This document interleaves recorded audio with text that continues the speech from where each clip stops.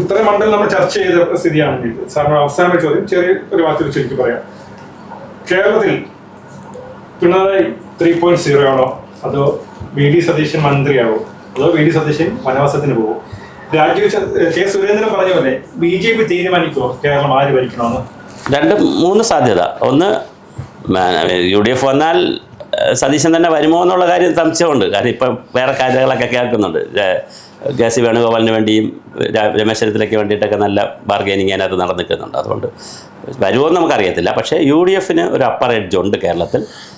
അതേസമയം intelligence ബ്യൂറോയുടെയും state intelligence ബ്യൂറോയുടെയും CPMൻ്റെയും polit ബ്യൂറോയുടെയൊക്കെ വലിയൊരു കോൺഫിഡൻസാണ് 70-75 seat, 75 അവർ പറയുന്നത് സീറ്റിനകത്ത് വരും. പക്ഷേ അപ്പോഴും 75 സീറ്റിലേ വരുള്ളൂ. ദാറ്റ് മീൻസ് 98 സീറ്റ് 75ലേക്ക് താഴുമെന്നുള്ള കാര്യം CPM സമ്മതിക്കുന്നു. 70-75 സീറ്റിനും 80 സീറ്റിനും ഇടയ്ക്ക് UDF വന്നാൽ അത്ഭുതമില്ല എന്നാണ് ഞാൻ ആദ്യം മുതലേ എൻ്റെ മനസ്സ് പറയുന്നത്. ശരിയോ തെറ്റോ അറിയില്ല. പക്ഷേ 68 വന്ന് മറ്റൊരു 4 വരികയാണെങ്കിൽ, 69-68 3 വരികയാണെങ്കിൽ, ഞാൻ പറഞ്ഞില്ലേ 70-68 2 വരികയാണെങ്കിൽ, BJP 2 വരികയാണെങ്കിൽ എന്ത് സംഭവിക്കും? ഇവിടെ തൂക്കസഭയിലേക്ക് പോവുകയും വീണ്ടും ഒരു തെരഞ്ഞെടുപ്പിലേക്കോ അല്ലെങ്കിൽ ഏതെങ്കിലും കക്ഷികൾ സമ്പൂർണ്ണമായി ഏതെങ്കിലും കക്ഷികൾ ഏതെങ്കിലും മുന്നണിയിലേക്കൊക്കെ മാറുന്ന ഒരു സ്ഥിതിയിലേക്ക് വരേണ്ടി വരും. എന്തായാലും വലിയ തരംഗമൊന്നും ഉണ്ടാകാനുള്ള സാധ്യത 2 കൂട്ടർക്കും ഇല്ല എന്നുള്ളത് 2 കൂട്ടർ സമ്മതിക്കുന്നു. 100 സീറ്റ് പറഞ്ഞ സതീശൻ 80ലേക്ക് വന്നിട്ടുണ്ട് അവരുടെ കണക്കൂട്ടൽ. പിന്നെ 90 സീറ്റ് ഗോവിന്ദൻ പറയുമ്പോൾ 75ലേക്ക് ആര് വന്നിട്ടുണ്ട്, പോളിറ്റ് ബ്യൂറോ ഒക്കെ വന്നിട്ടുണ്ട്.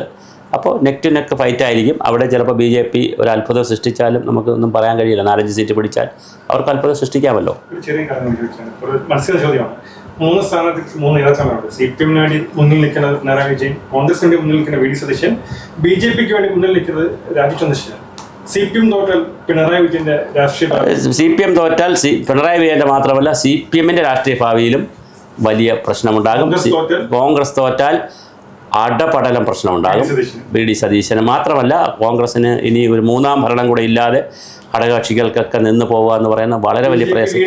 BJP 0-ട്ട് പോയാൽ രാജീവ് ചന്ദ്രശേഖരനെതിരെ ശക്തമായ, ആദ്യം വരാൻ പോകുന്നത് RSSകാരായിരിക്കും, സംഘപരിവാറുകാരായിരിക്കും. അതുപോലെ BJPയിൽ നിൽക്കുന്ന ഗ്രൂപ്പിൻ്റെ ചേട്ടന്മാരെല്ലാം കൂടി ചാടി വന്ന് പറയും ഇദ്ദേഹം ക്രിസ്ത്യാനികളുടെ പുറകെ പോയതുകൊണ്ട് ഹിന്ദുക്കളുടെ വോട്ടും കൂടെ കിട്ടിയില്ല എന്ന് പറഞ്ഞ് ക്രിസ്ത്യൻ പ്രീണനമാണ് ഈ പ്രശ്നമെന്നൊക്കെ പറഞ്ഞ് രാജീവ് ചന്ദ്രശേഖരനെ ഓടില്ല. കാരണം അദ്ദേഹം കേന്ദ്രത്തിൻ്റെ ആളായതുകൊണ്ട് ഓടില്ലായിരിക്കും.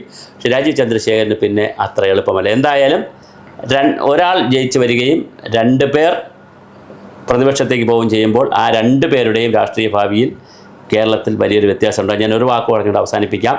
അങ്ങനെ പറയുമ്പോഴും BJP ഒരു സീറ്റും പിടിച്ചില്ല എന്ന് വിചാരിക്കുക. ഒരു സീറ്റും പിടിച്ചില്ലെങ്കിൽ പോലും ഇനി കേരള രാഷ്ട്രീയം എങ്ങോട്ട് പോകണമെന്ന് തീരുമാനിക്കുന്നിടത്ത് ആരുണ്ടായിരിക്കും?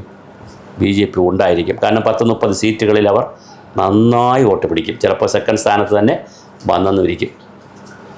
BJP തീരുമാനിക്കുമോ കേരളം ആര് ഭരിക്കണമെന്ന്?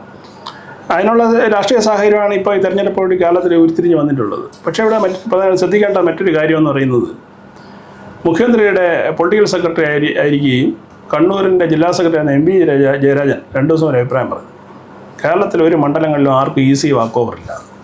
അപ്പോൾ അതിന് മനസ്സിലാക്കേണ്ട എന്താ, കേരളത്തിൽ ഇക്കുറി വളരെ ശക്തമായ മത്സരമാണ് സംഭവം നടക്കുന്നത് എന്നുള്ളതിൻ്റെ ഒരു സൂചനയാണ് അദ്ദേഹം മുന്നിൽ തന്നത്. പിന്നെ മറ്റൊരു പ്രത്യേകത, ഈ മുൻ തെരഞ്ഞെടുപ്പുകളിൽ നിന്ന് കാണാത്തൊരു പ്രത്യേകത എന്ന് പറയുന്നത്, NDAയും UDFും പാർട്ടി അടിസ്ഥാനത്തിൽ മത്സരിച്ചപ്പോൾ LDF മത്സരിച്ച ഐഡൻറ്റിറ്റി പൊളിറ്റിക്സാണ്. അതായത് പിണറായി വിജയൻ മാത്രം നയിച്ച ഒരു തെരഞ്ഞെടുപ്പായിരുന്നു ഈ കഴിഞ്ഞ പൂർത്തിയായ തെരഞ്ഞെടുപ്പ് എന്ന് പറയുന്നത്. അപ്പോൾ ഐഡൻറ്റിറ്റി പൊളിറ്റിക്സ് ഭാരതത്തിൽ നന്നായി കളിക്കുന്ന ഒരാളാണ് നരേന്ദ്രമോദി. അദ്ദേഹത്തിൻ്റെ ഐഡൻറ്റിറ്റി പൊളിറ്റിക്സ് വൻ വിജയമാണ്. അതിൻ്റെ കാരണം എന്ന് പറയുന്നത് അദ്ദേഹം ജനകീയ പ്രവർത്തനങ്ങളും ജനങ്ങളുമായിട്ടുള്ള അടുത്ത ഇടപഴകലും ജനങ്ങളിൽ നിന്ന് കിട്ടിയ സ്നേഹവുമാണ്. പക്ഷേ പിണറായി വിജയനെ നമ്മൾ താരതമ്യം ചെയ്ത് കഴിഞ്ഞാൽ ഈ പറഞ്ഞതുപോലെ സ്വന്തം പാർട്ടിക്കാരനെ തന്നെ വീട്ടിൽ പോയി ചോദിക്കാൻ പറയുന്ന ഒരു സംസ്കാരമുള്ള ഒരു മുഖ്യമന്ത്രിയെ സംബന്ധിച്ചിട്ട് അത്തരത്തിൽ ഐഡൻറ്റിറ്റി പൊളിറ്റിക്സ് വിജയിക്കില്ല എന്നുള്ള കാര്യത്തിന് തർക്കമൊന്നുമില്ല.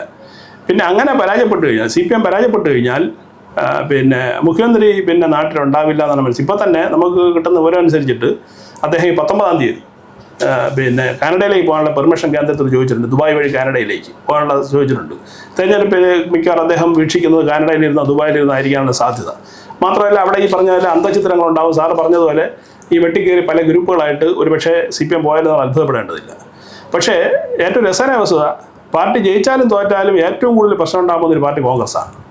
CPM-ൽ ജയിച്ചാലും പ്രശ്നങ്ങളൊന്നുമില്ല, കൃത്യം നടന്നങ്ങ് പോകും, തോറ്റാൽ പ്രശ്നങ്ങളാകും. പക്ഷേ UDF-ൽ അങ്ങനെയല്ല.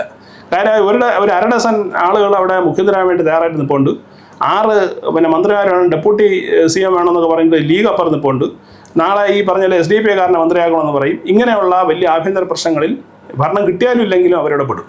BJP-യെ സംബന്ധിച്ചിട്ട് BJP-ക്ക് ഈ കുറി ഈ പറഞ്ഞതുപോലെ ഒരു സീറ്റും ജയിക്കാൻ കഴിഞ്ഞില്ല എങ്കിൽ ഇവിടെ സംഭവിക്കാൻ പോകുന്നത് കേരളത്തിലെ BJP നേതൃത്വത്തെ അടപടലം മാറ്റുന്ന ഒരു രംഗമാണ് കാണാൻ പോകുന്നത്. മാത്രമല്ല ആളുകൾക്ക് ഇപ്പോൾ അവരുണ്ടായിരുന്ന വിശ്വാസം വീണ്ടും തകരും. അത് തിരിച്ചു പിടിക്കാനായിട്ട് കുറേ വേർപ്പൊഴുക്കേണ്ടി വരും എന്നുള്ളതാണ് ഈ തെരഞ്ഞെടുപ്പ് നൽകുന്ന സൂചന.